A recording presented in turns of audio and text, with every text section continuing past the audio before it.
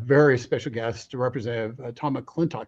And Representative McClintock is one of those great heroes. He's a hero in California, a conservative hero. He's the guy who should have been governor when instead they elected Arnold Schwarzenegger.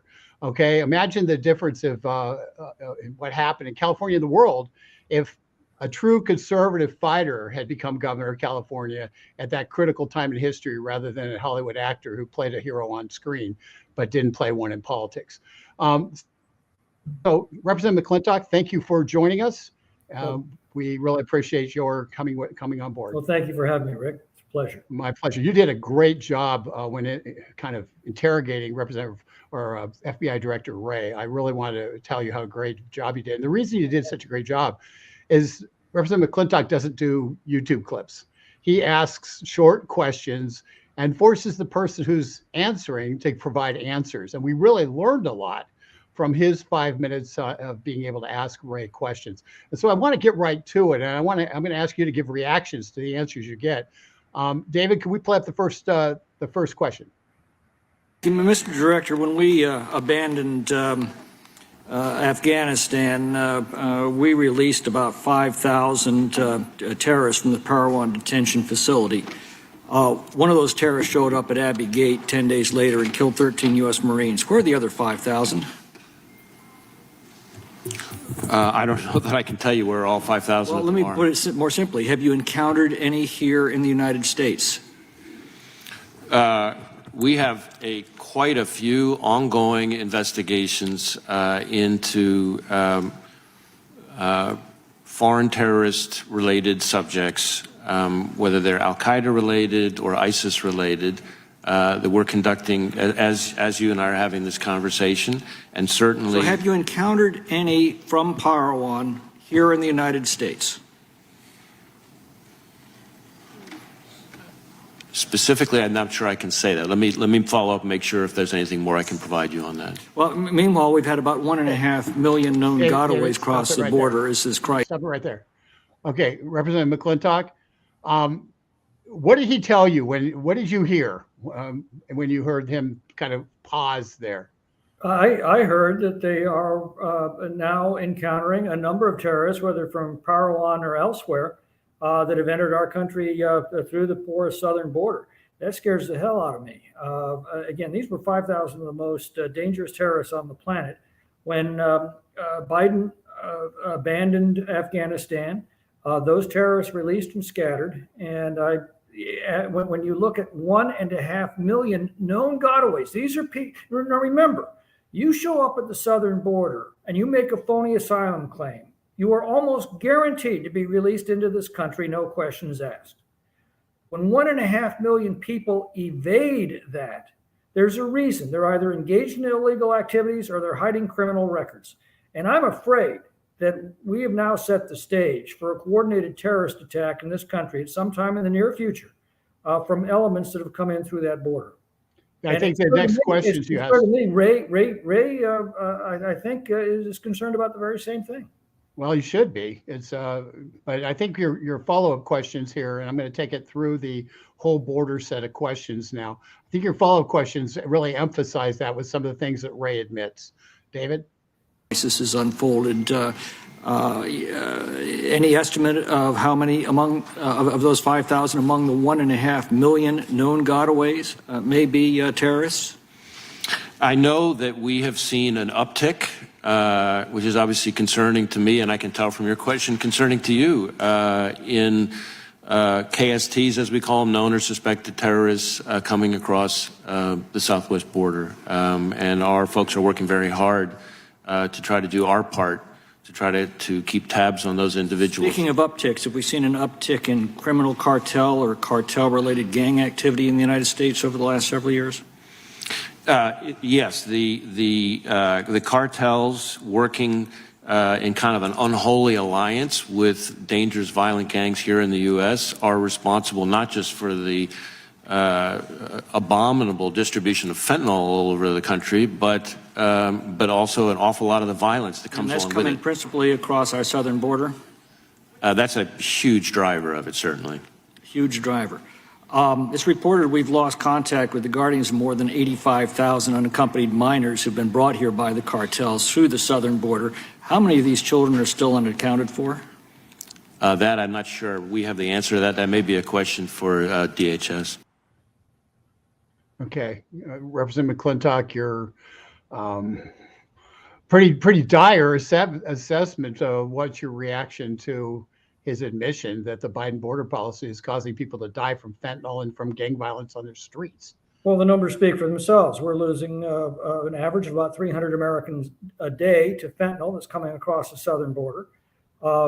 Since this administration took office, 2.1 million illegal aliens who illegally crossed the border, which is a crime in and of itself, have already been released into the United States, despite federal law that requires them to be detained.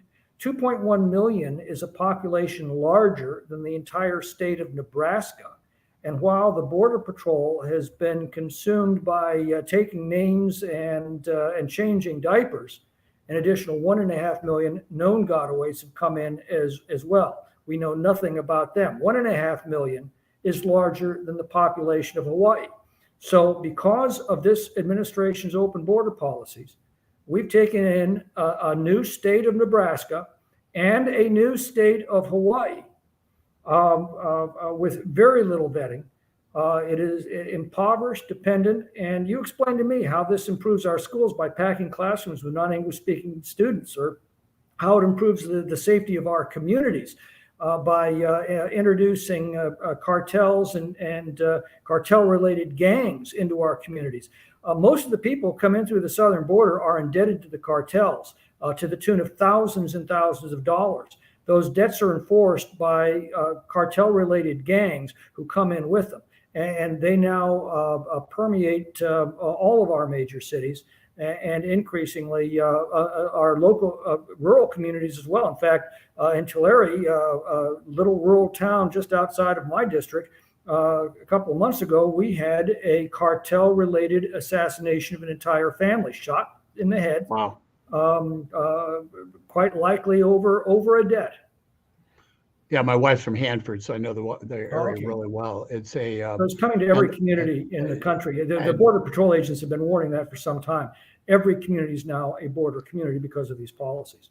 Has this invasion created a national security threat where we effectively have a standing army on our streets controlled by the cartels and potentially the Chinese or wherever else is working with them?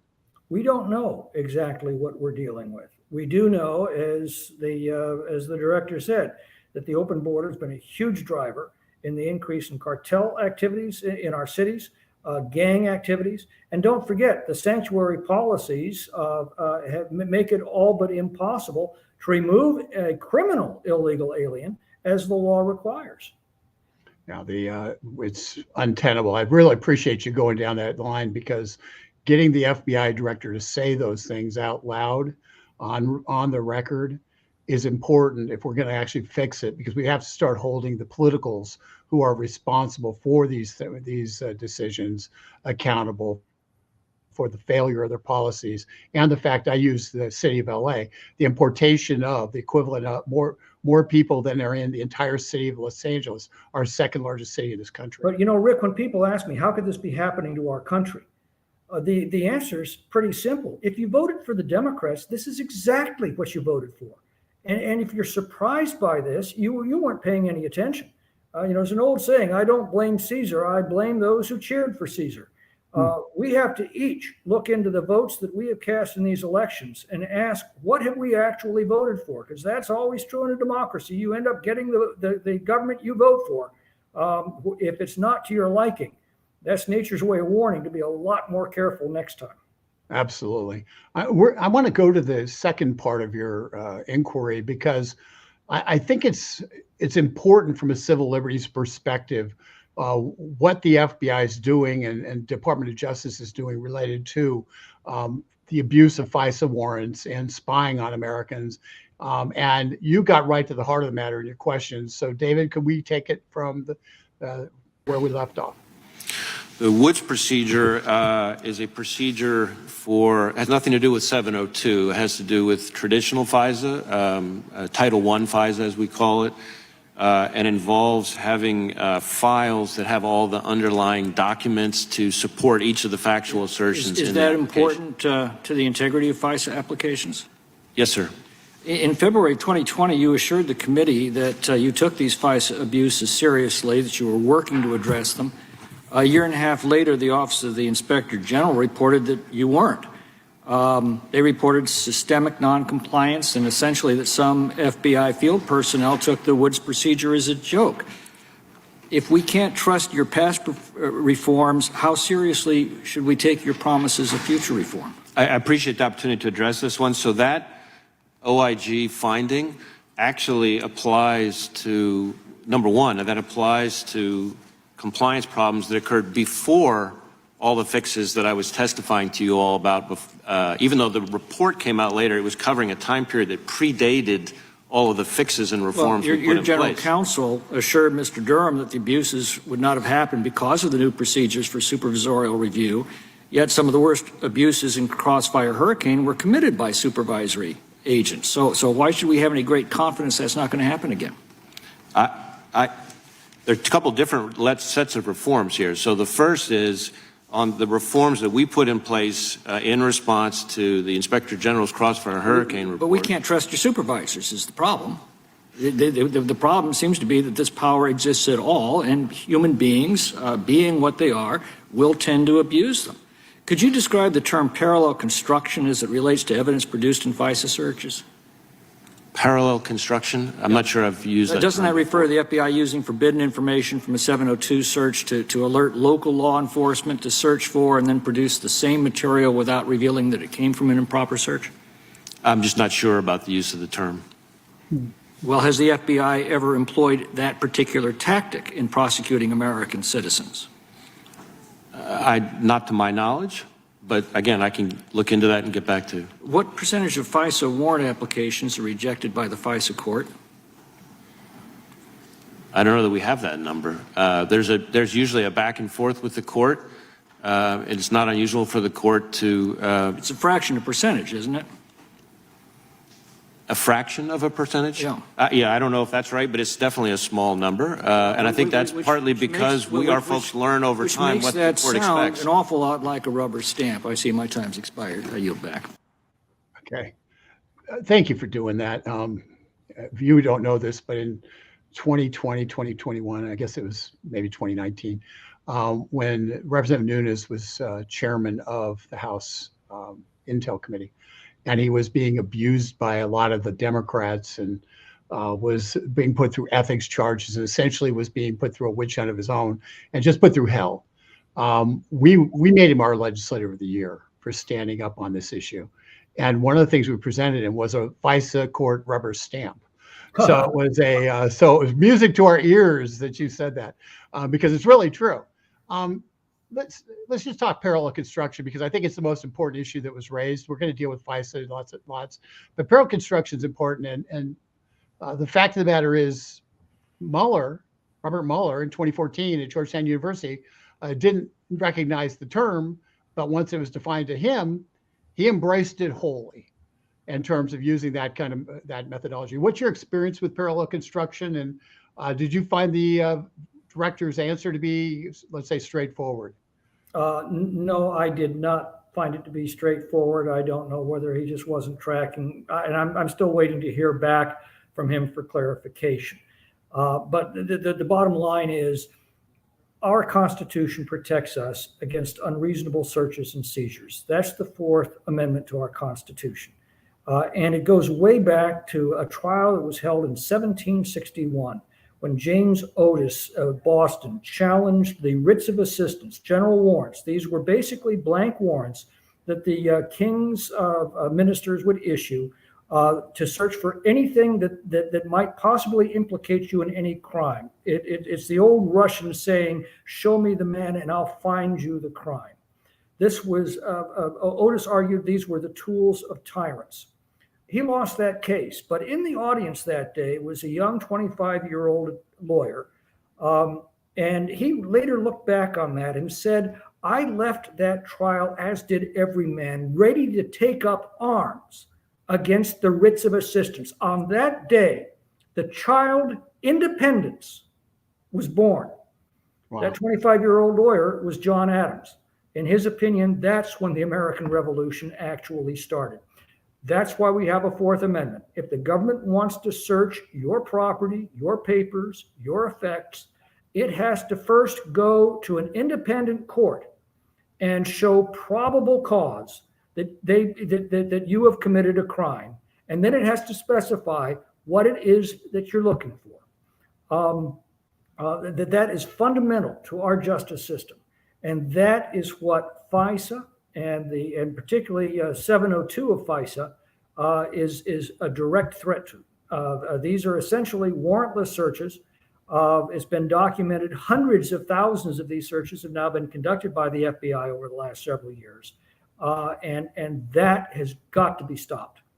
Well, in fact, apparently we're just rifling, using other spy tools that they have. They're rifling through hundreds of thousands of people's information, looking up ex-girlfriends and stuff. Right, and there are two issues involved here. Number one, were FBI agents actually lying on the FISA applications? And number two, improper, actually warrantless searches of Americans' private data. This can't be tolerated, and if it is, we've lost one of the most fundamental freedoms that we've enjoyed as Americans for 2.5 centuries. Should FISA exist for private? No. For people who are citizens of the United States? No, I believe we need to get rid of FISA root and branch.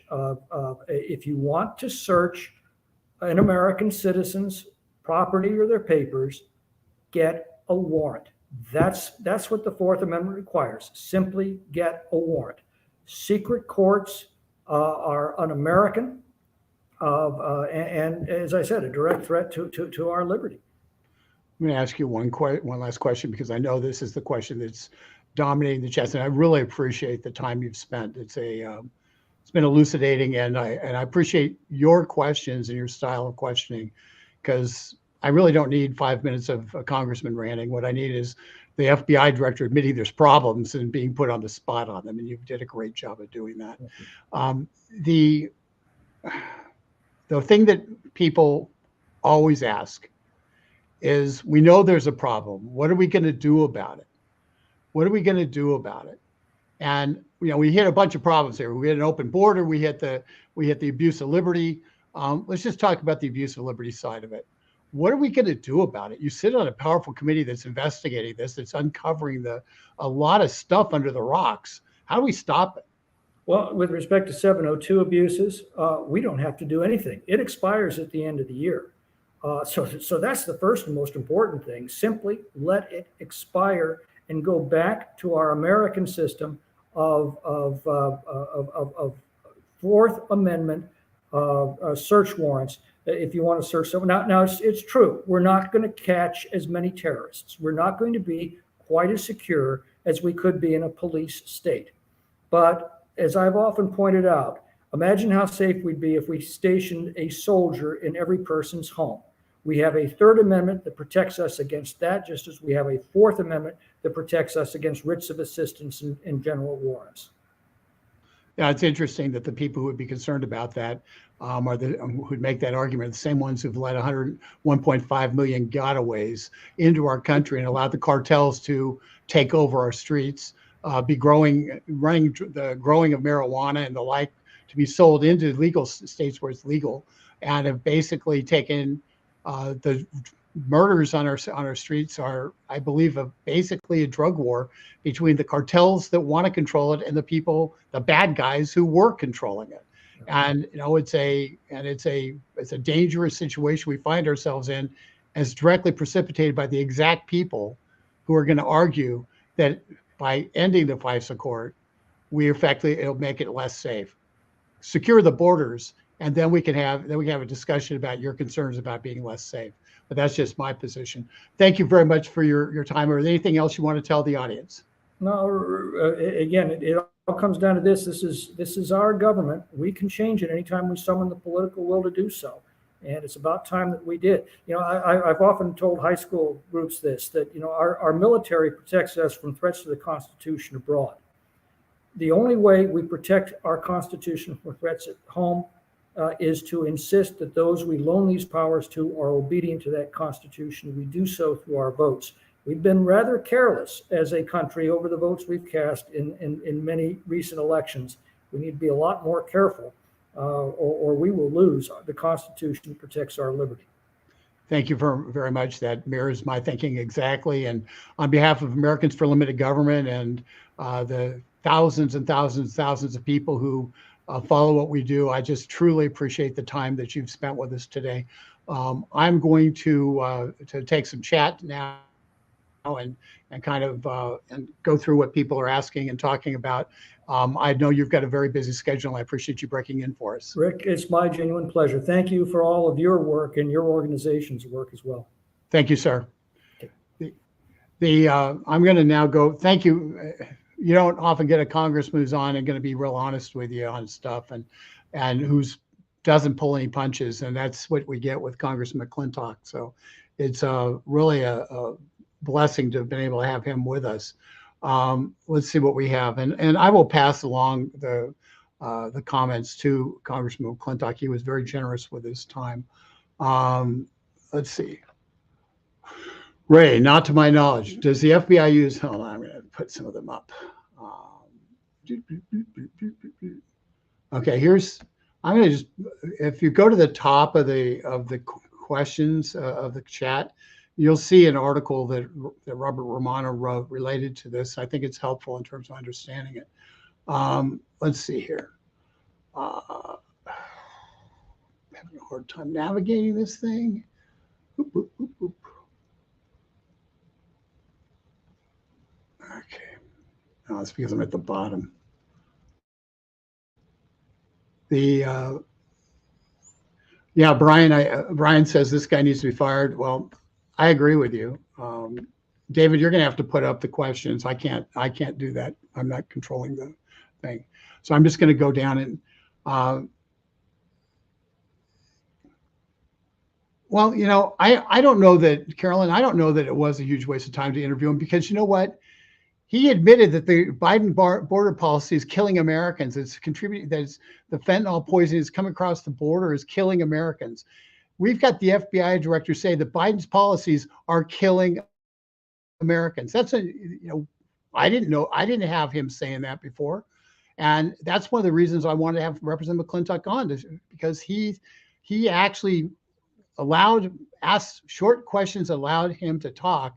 And as a result, we now can ask Joe Biden, we can try to get Joe Biden to confront the fact that his border policy, and ask Mayorkas, the FBI director says that your open border policies is causing cartels to have murders on the streets in our cities and rural areas, and is responsible for an increase in fentanyl. How do you answer the FBI director? That's a pretty important question to be able to ask that Homeland Security director and create some problems for him. So I'm kind of feel blessed about it. FISA judges in on this too. Otherwise, you would expect them to hold the FBI contempt for blatantly seeking these under sinister circumstances. We have to do something here. Well, one of the things we did learn, we didn't know much about the FISA court prior to all this, but we did learn that the FISA judge who was signing off on the Trump FISA warrants was regularly going out to dinner. His family was regularly going out to dinner with the family of the people in the FBI who were asking for the warrants to be signed. So it was a pretty buddy, cozy relationship, hardly the kind of relationship that Frank Church anticipated, where you'd have adversarial relationship between the court upholding the constitutional rights of the citizens and the FBI seeking to stretch, get as much leeway as they could in terms of evading those rights. And the court no longer is performing the function it was set up to perform, which is a block from the abuse of power. That's what it was set up to do. And that it is now a partner with the Department of Justice rather than a separate set of eyeballs. They're saying, wait a second, this doesn't pass constitutional muster. You don't have enough here. You're doing a fishing expedition. And the way we know that is 4 FISA warrants against Donald Trump's team when they knew, at least after the first one, that the entirety of the allegation was false. It was nothing more than a cooked up political scheme by Hillary Clinton. And yet they continued going back and the court kept rubber stamping it. So let's just be clear. I think the FISA court has failed as an experiment, and they've lost their their ability to. They've lost their goodwill. We no longer can trust them, and hence there's no reason for them to. There may not be any reason for them to exist.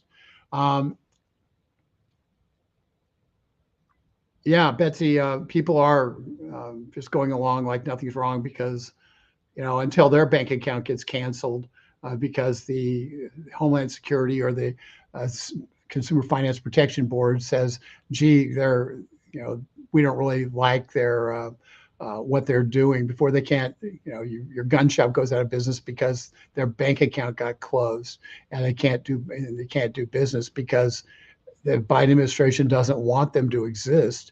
Until those things happen, people don't, they feel it personally. They don't react. There's an old saying I learned, I don't know how old it is. It's old because I learned it when I was young and I'm no longer young. So let's call it an old saying. And the saying is this: if you're sitting on your couch in your living room and there's a dog fight out in the street, you might look out the window, but it really doesn't affect you. So you're not going to run out and get involved. If that dog fight moves to your front porch, you might go over to the door and look out and say, what's going on? But you don't go out and get in the middle of the dog fight. But if the dog fight's in your lap, that's when you have to get involved. And unfortunately, fortunately, the dog fight isn't in most people's lap because the abuse of liberty is still in most people's minds sort of an esoteric argument. Unfortunately, by the time the dog fight ends up in your lap, it's too late because you're going to get ripped to shreds. So you don't want the objective of what we're doing here is to try to get people motivated and informed earlier, so we don't end up with the dog fight for liberty in our laps, and we're able to actually win it while it's still out in the street. Pallets of dollars left in Afghanistan by this administration. The fact of the matter is this administration left the highest, our most sophisticated facial ID technology behind. Chinese have it. They may have built it, but they have it anyway. So they know exactly what we have because we didn't just leave helicopters.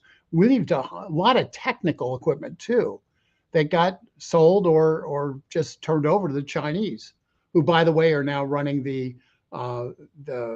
rare earth metals mines in China. There's a big deal that they're now really partnering with the Taliban and have taken over major power control in Afghanistan for the time being. So we turned it over to the Chinese, which given this president isn't totally surprising. Is the FISA court appointed, elected, needs some education? The FISA court is under the jurisdiction of the Supreme Court of the United States, specifically the Chief Justice. The Chief Justice appoints people to serve on the FISA court. It is kind of a secret court that's basically housed. I'm not sure where it's housed, but it's just right here in DC. And those judges are judges that have been appointed and confirmed through the normal process. But then Chief John Roberts will say, I'm assigning you to this project. And it's one of the great disappointments is that with all the focus on the FISA court, John Roberts hasn't intervened and said, this is insane what's going on. But John Roberts is the one who's responsible for it.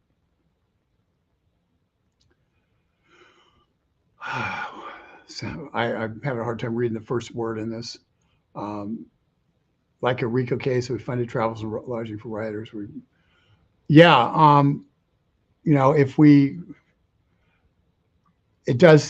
fact of the matter is, yes, if we did, anybody who funds rioters for and through or conspires to have a riot is a RICO. That's a RICO criminal investigation, which is brings a lot of different focal points to bear.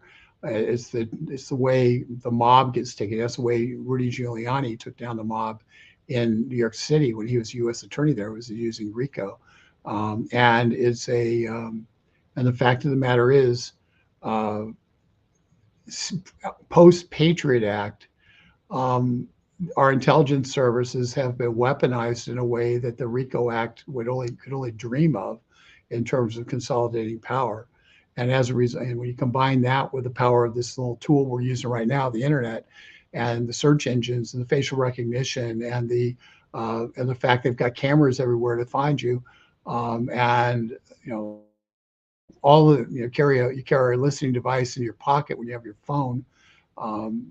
You have Jeff Bezos listening in and transmitting stuff that needs to be transmitted, in his estimation. So along with Siri, all in all, yeah, we have a home invasion and spying in our own home, but we've basically allowed it in by having smart TVs and computers and streaming and all that stuff. So it's you almost have to live in a 10 by 10 shack in Montana with no cords and no lines going in order to avoid the surveillance state. So the question is, we know they're surveilling. The question is, should they be allowed to keep the surveillance? And secondly, be storing the surveillance of people who are not under suspicion of doing anything, don't have a visa or a warrant for surveillance. Right now, they're surveilling all of us, and they're storing the information.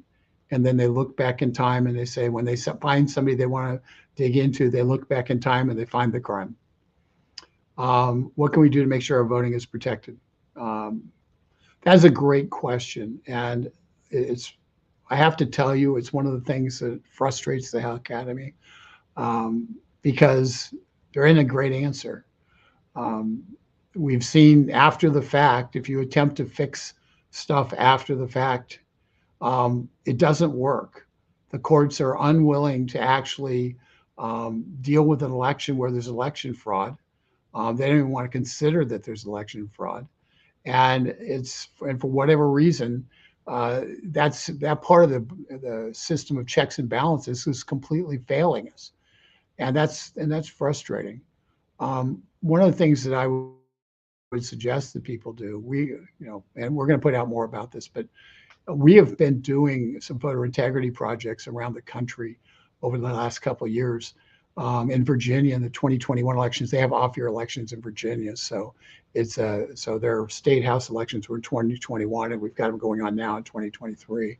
But we went and looked at 22 districts, house districts, and we focused on a couple of things. We focused on the people who were voting via absentee and whether or not they were eligible to actually vote at all. And so we focused on that. And then we focused on trying to identify people who were for limited government and who were worked up about issues that were limited government issues, and identify those people and try to get them to come out to vote. Nobody thought the Republicans would take control of the state house in Virginia. They needed to pick up 6 members to do that. And 7 of the 22 that we targeted won. And as a result, the Republicans have a 2-vote majority in the House of Delegates in Virginia. Now, we didn't do it on a partisan vote basis. In Virginia, you don't have partisan, they don't register on a partisan basis. We did it based on what people stand for, whether they're pro-liberty. And so what we did works, and we're rolling that out for the 2024 election. And so stay tuned on some things we're going to have that I hope that you guys will be able to participate in.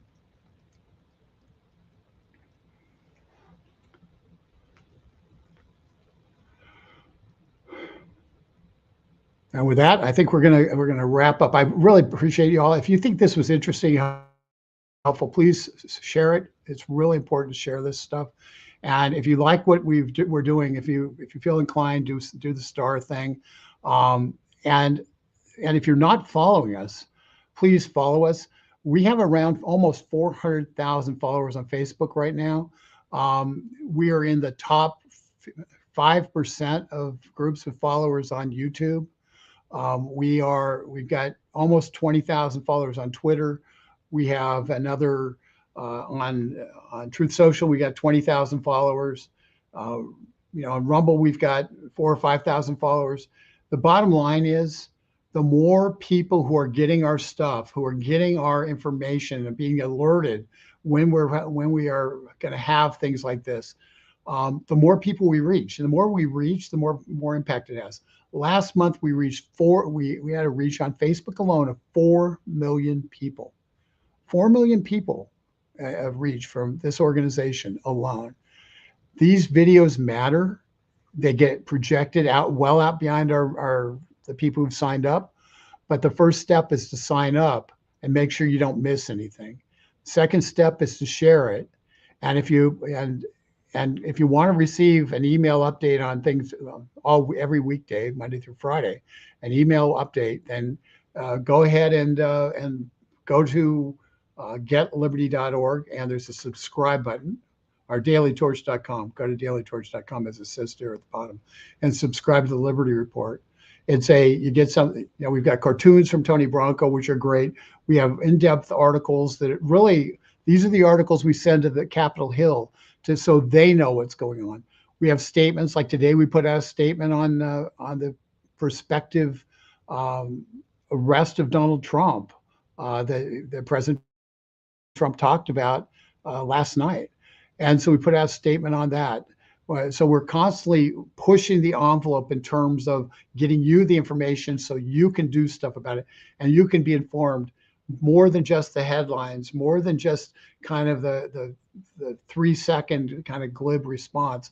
We want you to know what's going on, and we do our best to try to provide you with the insight to be able to interpret what's happening in Washington, D.C., and how your liberties are under attack, and what you can do about it. Right now we've got a campaign that we're doing where we are trying to get Congress to do something very simple, and that is pass legislation that ends the spying, that protects us from this police state that we have. And that is important. That is important. And it's all about getting Congress to do their job. We need to get the people who put their hand on a Bible, stuck their right hand in the air, and promised to defend the Constitution of the United States, to get off their asses and do it. And Representative Tom McClintock is one example of somebody who's doing just that. And that's why I was so proud to have him on the air. So thank you for Tom McClintock. And lastly, if you enjoyed this, please send an email to Representative Tom McClintock and thank him. If he hears from you and hears thank yous from you, that word will get around Capitol Hill that not only is this a great venue to get the word out, but it's a venue where people appreciate those who are fighting for liberty. And Representative Tom McClintock is one of those. So thank you very much for all you do, and we will be back tomorrow with another version of this swamp report and how we can get out of this mess that we find ourselves in. Thank you very much for your time, and with that, we're checking out.